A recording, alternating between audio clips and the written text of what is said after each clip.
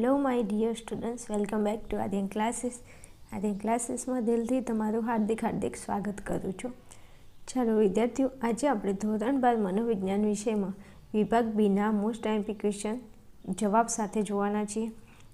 વિદ્યાર્થીઓ સાથે તમને જણાવવાનું કે જો ચેનલની અંદર નવા હોય તો ચેનલને સબસ્ક્રાઈબ કરી અને વિડીયોને તમારા મિત્રો સુધી શેર કરશો.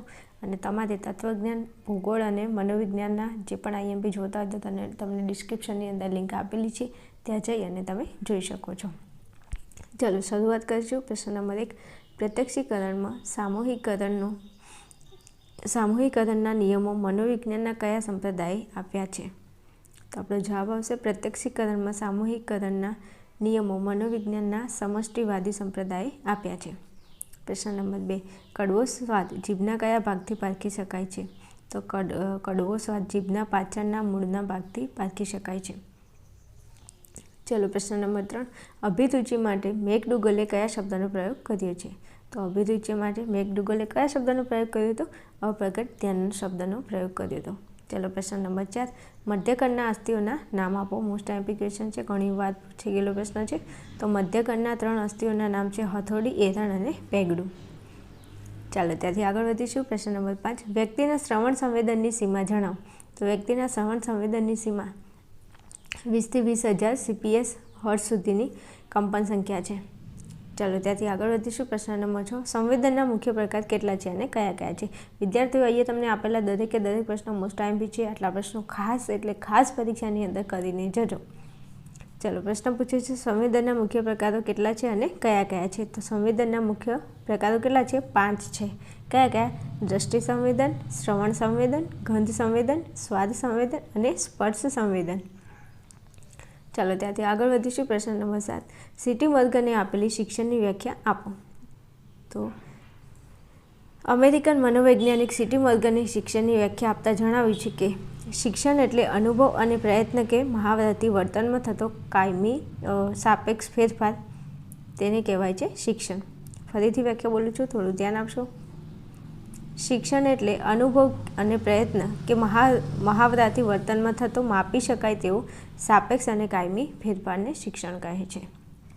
ચાલો ત્યાંથી આગળ વધીશું. પ્રશ્ન નંબર 8, પ્રશિષ્ટ અભિસંધાન અંગેનો પ્રયોગ કોને કરેલો હતો? તો કોને કર્યો હતો? જવાબ હશે રશિયન શાસ્ત્રી ઇવાન પેટ્રોવિચ પાવલોએ કરેલો હતો. ચાલો ત્યાંથી આગળ વધીશું. પ્રશ્ન નંબર 9, પ્રબલન એટલે શું? તો પ્રબલન એટલે શીખેલી કે શીખવામાં આવેલી પ્રતિક્રિયાને દૃઢ કે બળવાન કરનારું ઘટક છે. ચાલો પ્રશ્ન નંબર 10, કારક અભિસંધાનનો ખ્યાલ કોને આપેલો છે? તો કારક અભિસંધાનનો ખ્યાલ કોને આપ્યો? તો અમેરિકાના મનોવૈજ્ઞાનિક હતા, જેમનું નામ હતું BF સ્કિનરે આપેલો છે. ચાલો ત્યાંથી આગળ વધીશું. પ્રશ્ન નંબર 11, આહા આજે તો કેટલી સુંદર લાગે છે, તારું કામ કરને સાની માની. આહા અનુભવ કયા શિક્ષણ સાથે સંકળાયેલો છે?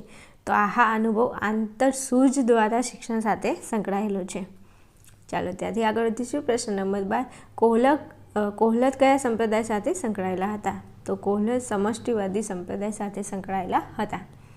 ચાલો પ્રશ્ન નંબર 13, દરેક સજીવ પોતાના જીવનચક્ર દરમિયાન કયા 2 પ્રકારનું વર્તન કરતું જોવા મળે છે?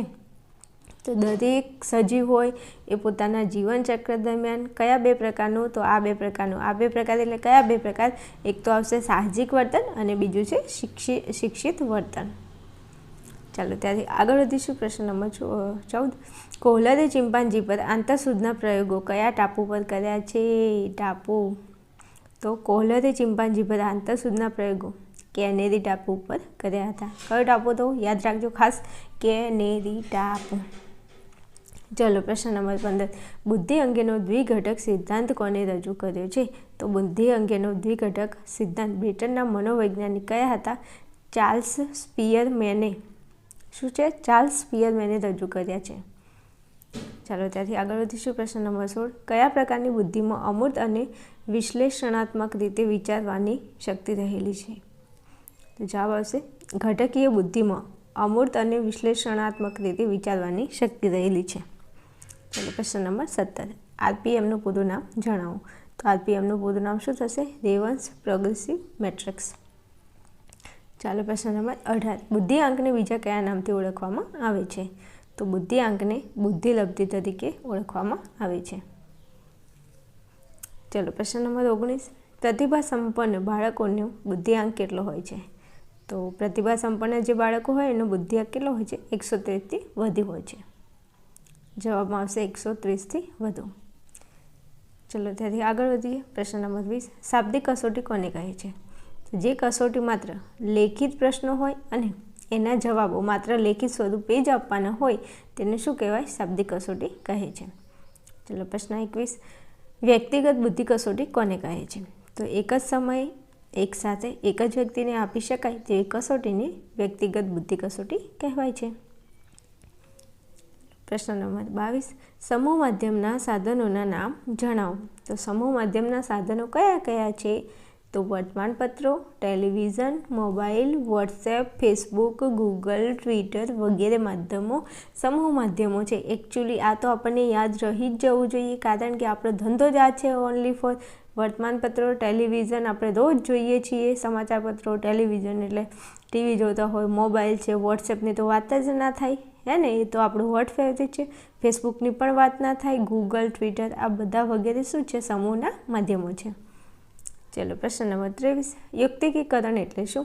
તો યુક્તિકીકરણ એ એવી બચાવ પ્રયુક્તિ છે કે જેમાં વ્યક્તિ પોતાના વર્તન માટે સાચાને બદલે સારા કારણો રજૂ કરવા પ્રેરાય છે. શું કીધું છે? વ્યક્તિ પોતાના વર્તન માટે સાચાને બદલે સારા કારણો રજૂ કરવા પ્રેરાય છે, એને કહેવાય છે યુક્તિકીકરણ. ચાલો ત્યાંથી આગળ જઈએ. પ્રશ્ન નંબર 24. બી કુંપસ્વામીની મનોવલણની વ્યાખ્યા આપો. બી કુંપસ્વામીની મનોવલણની વ્યાખ્યા કીધી છે. તો એમને વ્યાખ્યા આપતા જણાવ્યું છે કે મનોવલણ એ અમુક વસ્તુ, વ્યક્તિ કે પરિસ્થિતિ પ્રત્યે વિશિષ્ટ પ્રતિક્રિયા કરવાની સુસંગત, સંપાદિત અને આવેગયુક્ત પૂર્વવૃત્તિ છે. આવું કોને કીધું છે? બી કુંપસ્વામીએ કીધું છે. નામ પણ કેવું સરસ છે, જુઓ ને, યાદ રહી જાય એવું છે. ચલો પ્રશ્ન નંબર 26. મનોવલણ ઘડતરને અસર કરતા બે ઘટકો જણાવો. તો મનોવલણને અસર કરતા બે ઘટકો કયા છે? તો એક તો છે કુટુંબ, સામાજિકરણ, પ્રત્યક્ષ અનુભવ અને સંચાર માધ્યમની અસરો. તમને બે કીધા છે, અહીં મેં 4 લખ્યા છે. તમને જે યાદ રહે એ રાખી લેજો. ઓકે. ચાલો પ્રશ્ન નંબર 26. ઇજનેરી વિદ્યામાં સ્ટ્રેસ શબ્દનો અર્થ જણાવો. તો ઇજનેરી વિદ્યામાં સ્ટ્રેસ શબ્દનો અર્થ થાય છે ભૌતિક પદાર્થ પર લગાડેલ બાહ્ય બળ. શું કીધું છે? ભૌતિક પદાર્થ પર લગાડેલ બાહ્ય બળ. ચાલો ત્યાંથી આગળ જઈએ. પ્રશ્ન નંબર 27. મનોશારીરિક રોગો એટલે શું? તો મનોશારીરિક રોગો એટલે એવા રોગો કે જેના સ્વરૂપ મનોવૈજ્ઞાનિક હોય પરંતુ તેના પરિણામો શારીરિક રોગના સ્વરૂપ દેખાય છે. શું કીધું છે? ફરીથી વાંચીશું, થોડું ધ્યાન રાખશો. મનોશારીરિક રોગો એટલે શું? તો મનોશારીરિક રોગો એટલે એવા રોગો કે જેના સ્વરૂપ મનોવૈજ્ઞાનિક હોય પરંતુ તેના પરિણામો કેવા હોય? શારીરિક રોગના સ્વરૂપ દેખાય છે. ચાલો ત્યાંથી આગળ વધીશું. પ્રશ્ન નંબર 28. હળવા મનોભારના વ્યક્તિત્વનું પ્રેરિત વર્તન કયું હોય છે? તો હળવા મનોભારના વ્યક્તિત્વનું પ્રેરિત વર્તન ધ્યેયની પ્રાપ્તિનું હોય છે, જે કાર્યમાં સુધારો લાવે છે. દાખલા તરીકે ખાવું અને જાતીય વર્તન કરવું, આક્રમક બનવું વગેરે વગેરે વગેરે. ચાલો ત્યાંથી આગળ વધીએ. પ્રશ્ન નંબર 29. રિચાર્ડ લેજારસે કયા સંદર્ભે પોતાના વિચારો રજૂ કર્યા છે? લેજારસે પોતાના વિચારો કયા સંદર્ભે રજૂ કર્યા છે?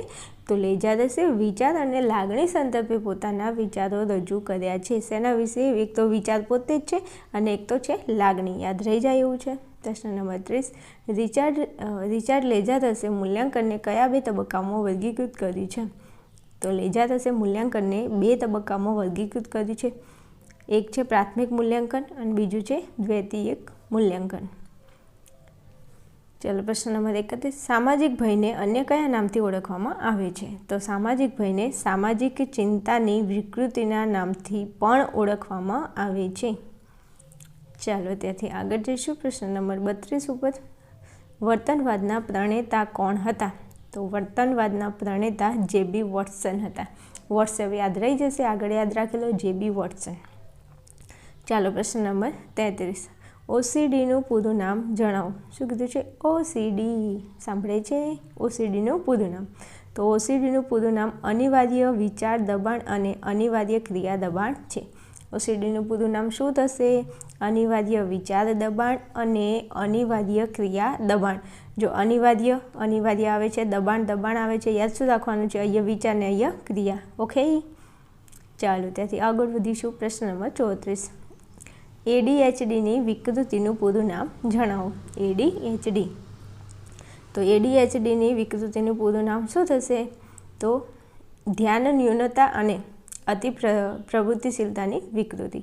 ધ્યાન ન્યૂનતા અને અતિ પ્રવૃત્તિશીલતાની વિકૃતિ. ચલો પ્રશ્ન નંબર 35.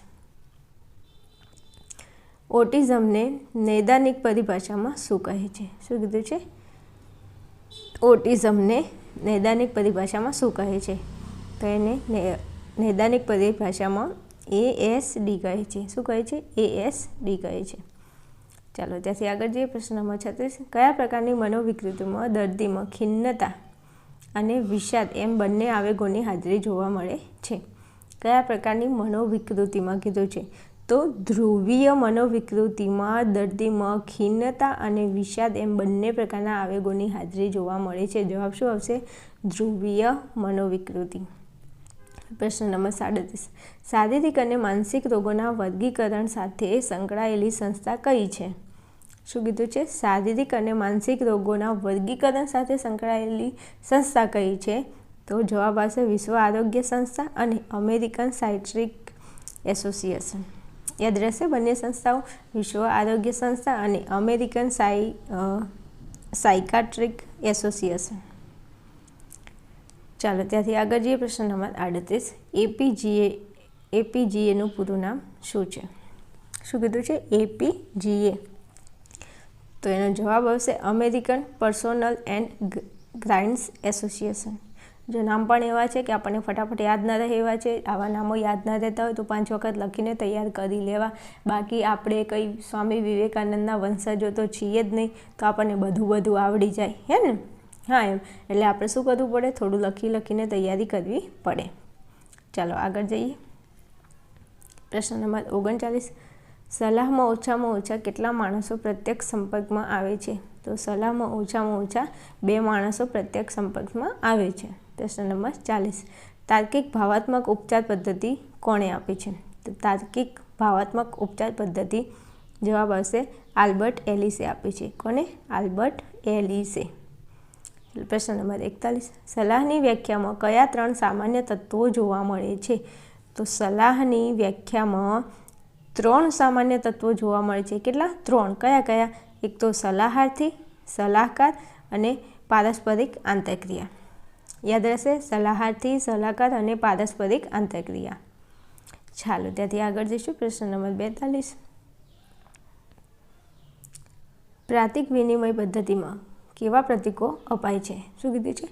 પ્રતીક વિનિમય પદ્ધતિમાં કેવા પ્રતીકો અપાય છે? તો જવાબ આવશે કાળ કે ધાતુની ચકતી જેવા પ્રતીકો અપાય છે. કેવા? કાળ કે ધાતુની ચકતી જેવા પ્રતીકો અપાય છે. પ્રશ્ન નંબર 43. વાર્તનિક અભિગમનું વર્તનોપચાર નામ કોણે આપ્યું છે? પ્રશ્ન શું પૂછ્યો છે? વાર્તનિક અભિગમનું વર્તનોપચાર નામ કોણે આપ્યું છે? આજે અવાજ તમને થોડો બદલાયેલો લાગતો છે. થોડી બીમાર છું એટલે અવાજ બદલાયેલો લાગે છે. એટલે કોમેન્ટ ના કરતા. અમુક તો પાછા કે બેન ઊંઘમાં બોલો છો કે શું? બેન ઊંઘમાં નથી બોલતા ભાઈ, શરદી થઈ ગઈ છે. હા એમ પાછા. ચાલો હવે કેટલે હતા આપણે? અહીંયા હતા. હા, જવાબ શું આવશે? ઈસવીસન 1950માં મનોવૈજ્ઞાનિક લિન્સ અને સ્કિનરે વાર્તનિક અભિગમનું નામ વર્તનોપચાર આપ્યું છે. બંને વૈજ્ઞાનિકોના નામ આપેલા છે, જોઈ લેજો. એટલે પ્રશ્ન નંબર 43. સલાહ પ્રક્રિયાનું પ્રથમ સોપાન કયું છે? તો સલાહ પ્રક્રિયાનું પ્રથમ સોપાન આવશે સલાહાર્થીના આવવાનો હેતુ જાણવો. શું કીધું છે? સલાહ પ્રક્રિયાનું પ્રથમ સોપાન કયું છે? તો સલાહાર્થીના આવવાનો હેતુ જાણવો. ચાલો ત્યાંથી આગળ જઈએ. પ્રશ્ન નંબર 44. બોધાત્મક ઉપચાર પદ્ધતિ કોણે આપી છે? તો બોધાત્મક ઉપચાર પદ્ધતિ આલ્બર્ટ એલિસ અને એરોન બેકે આપી છે. પ્રશ્ન નંબર 45. રાજસનો અભિગમ કયા નામથી ઓળખાય છે? તો રોજસનો અભિગમ કયા નામથી ઓળખાય છે? તો સલાહાર્થી કે અસીલ કેન્દ્રિત અભિગમના નામથી ઓળખાય છે? શું આવશે જવાબમાં? સલાહાર્થી કે અસીલ કેન્દ્રિત અભિગમ તરીકે ઓળખાય છે. ચાલો ત્યાંથી આગળ જઈએ. પ્રશ્ન નંબર 46. ઠંડા વાતાવરણ કરતાં ગરમ કે ભેજવાળા વાતાવરણમાં લોકોમાં કેવા વર્તનનું પ્રમાણ વધુ જોવા મળે છે? તો ઠંડા વાતાવરણ કરતાં ગરમ કે ભેજવાળા વાતાવરણમાં લોકોમાં શું જોવા મળે છે? ઉશ્કેરાટ કે આક્રમકતાવાળા વર્તનનું પ્રમાણ વધુ જોવા મળે છે. વાત સાચી છે. ઠંડુ વાતાવરણ હોય તો આપણને મજા આવે થોડું, પણ ગરમ વાતાવરણ હોય તો આપણને કેટલી ગરમી લાગે ને આપણે આમ કેટલું આમ ઉશ્કેરાટ હોય આપણી અંદર એમ. તો આવું હોય. યાદ રહેશે? હા. ચલો પ્રશ્ન નંબર 47. હવાનું પ્રદૂષણ કેવી રીતે ફેલાય છે?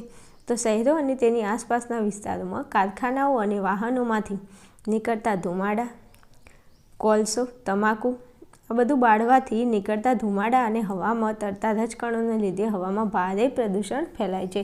અત્યારે આ સળગતો પ્રશ્ન છે પ્રદૂષણનો, તમને ખબર જ હશે. આપણે ગામડામાં રહેતા હોય, ગામડામાં તો ઓછું થાય, પણ શહેરોની અંદર વધારે કારખાના હોય, પછી વધારે વાહનો હોય, એમાંથી નાત જાતના ધુમાડા નીકળતા હોય, કોલસો, તમાકુ આ બધાને બાળવાથી જે ધુમાડા નીકળે છે એના લીધે શું થાય છે? હવામાં ભારે પ્રદૂષણ ફેલાય છે.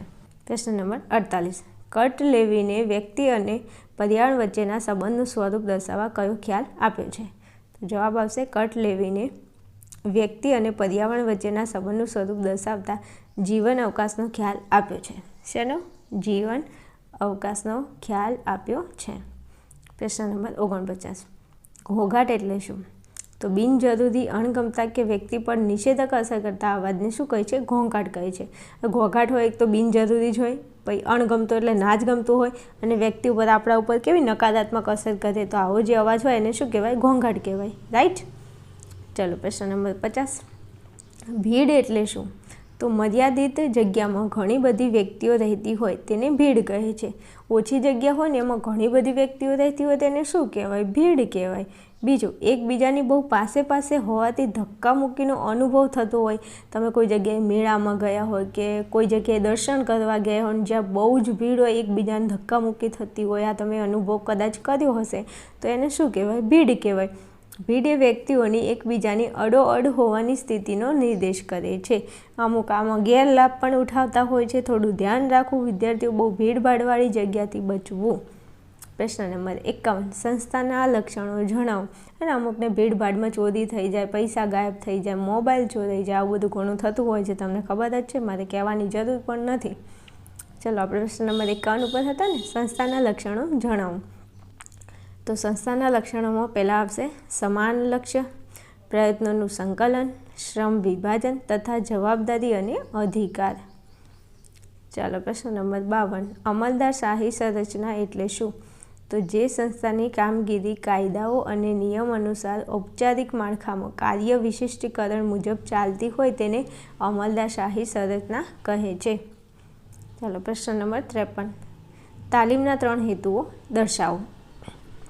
તો તાલીમના 3 હેતુઓ, એક તો છે શક્તિઓ વિકસાવી, 2 નંબરમાં માહિતી આપવી તથા કર્મચારીની અભિરુચિ અને મનોવલણમાં પરિવર્તન લાવવું.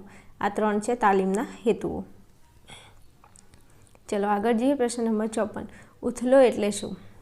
તો ઉથલો એટલે કર્મચારીઓનું એક સંસ્થામાંથી અન્ય સંસ્થામાં જોડાવું, વારંવાર કર્મચારીઓ દ્વારા સંસ્થામાંથી જતા રહેવું, તેને શું કહેવાય? ઉથલો કહે છે. હવે આવું યાદ ના રહે કે ઉથલો એટલે કર્મચારીનું એક સંસ્થામાંથી બીજી સંસ્થામાં, ને સત્તા પલટો નથી થતો એવી રીતે એક પક્ષમાંથી એક સંસ્થામાંથી બીજા સંસ્થામાં જોડાવું, પછી વારંવાર કર્મચારીઓ દ્વારા શું થાય છે? સંસ્થામાંથી જતા રહેવું, એને ઉથલો કહેવાય. પ્રશ્ન નંબર 55. કાર્ય વિશ્લેષણ એટલે શું?